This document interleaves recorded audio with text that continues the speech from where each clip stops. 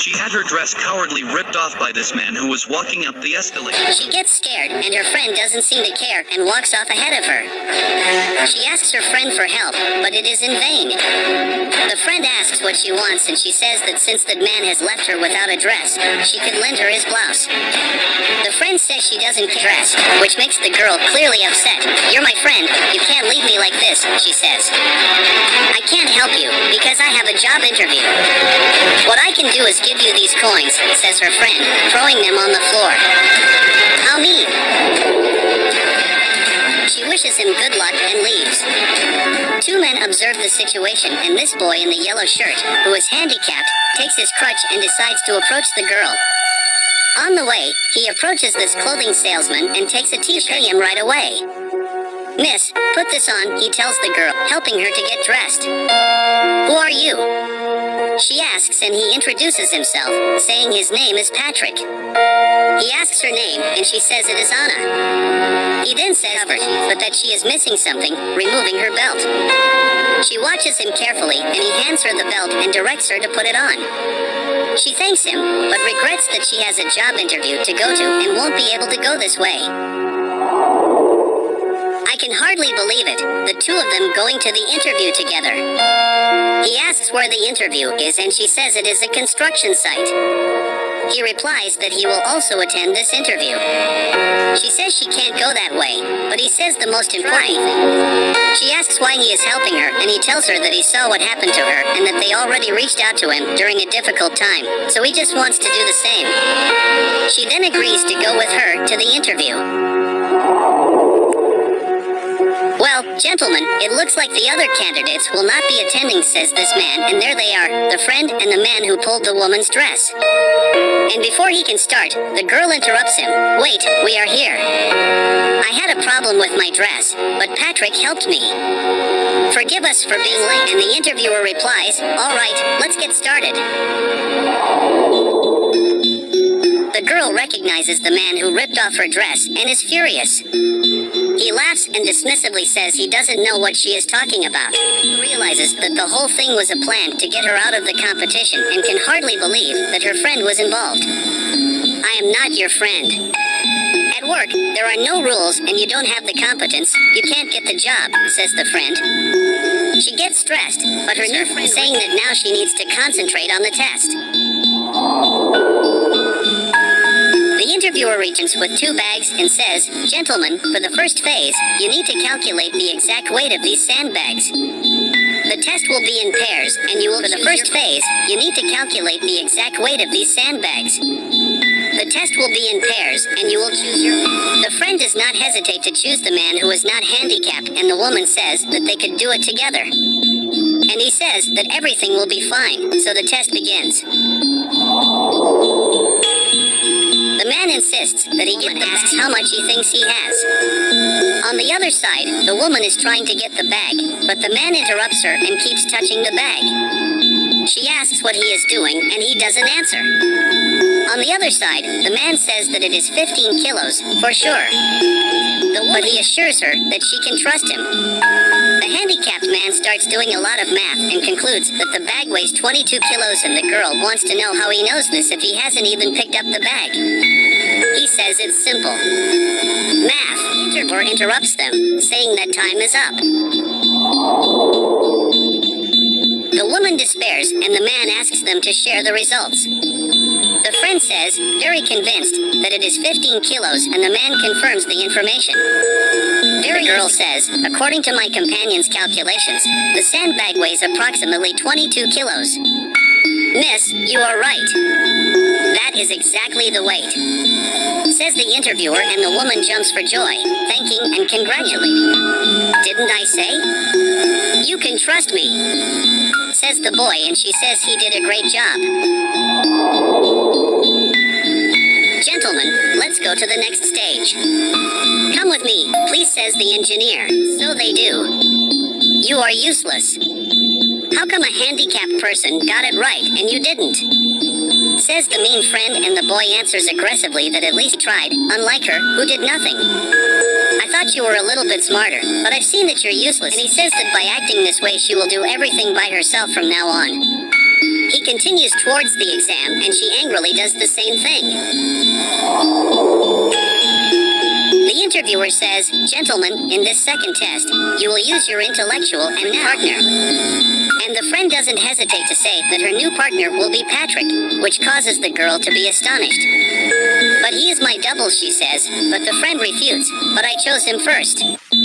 The interviewer says that she has no choice. The other boy. "You and I will make a great duo," the woman says, and the man congratulates her for changing her attitude. She thanks him, and he says, "You're welcome." The other pair still haven't exchanged a word, until the interviewer comes in and says, "Well, I have some news. Chosen will now be your opponent." The blonde can hardly believe it, and the interviewer reaffirms that these will be the rules. And then he starts handing out the proofs to the candidates.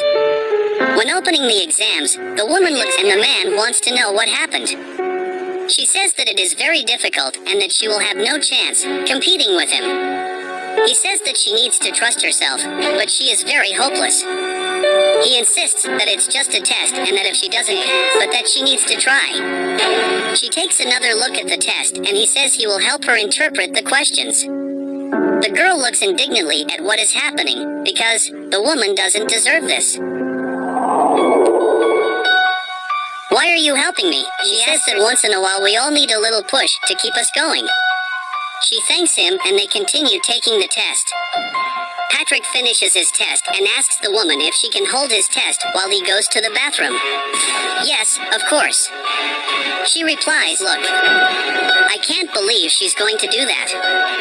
He leaves and she immediately switches the proofs. The woman sees what has happened and asks the man, "Did you see what she did?" And he says he doesn't care. She becomes indignant to his proof. "You are a cheat.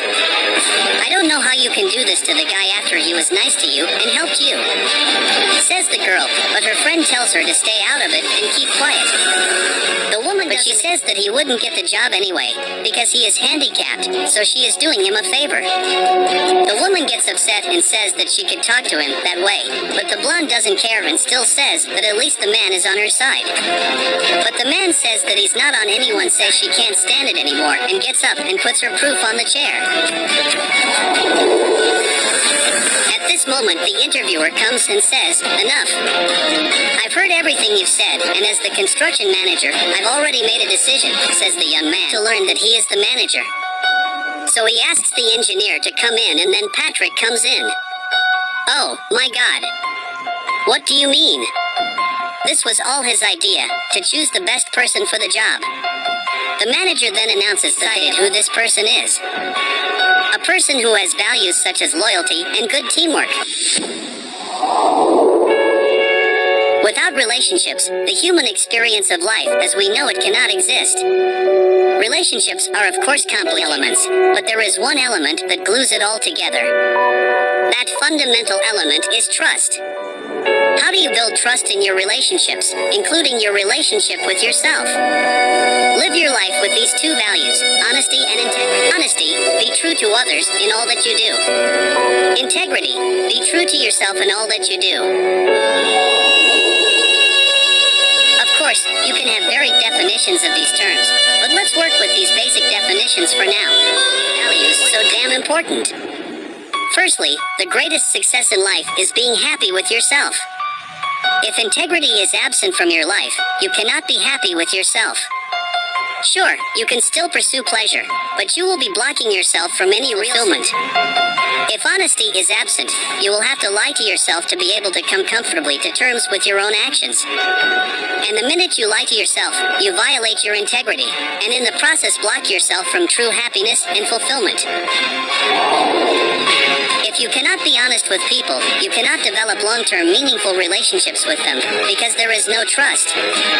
If you are not honest with yourself, you violate your own values, you will have difficulty trusting yourself. You will eventually become open, and with good reason. Authenticity in your business is impossible without honesty and integrity in your life. Especially if you are building a business or a brand online, your moral values and the way you live your life will tie directly into the outcomes of your business. Think that taking a shortcut and sacrificing your integrity will somehow get you more money and success or more fun and pleasure? Think again. You're probably thinking short term. In the long term, violating trust with others or with yourself is failure. Also, remember to never confuse pleasure with happiness. They are very different terms and values. Of course, your values and the meanings you attach to honesty and integrity can be different from mine, but regardless of how you define these values, I strongly urge look at how you apply these values in your life, your business, and your relationships. Short-term results may be deceiving. Think about the life you want to create, the person you want to become.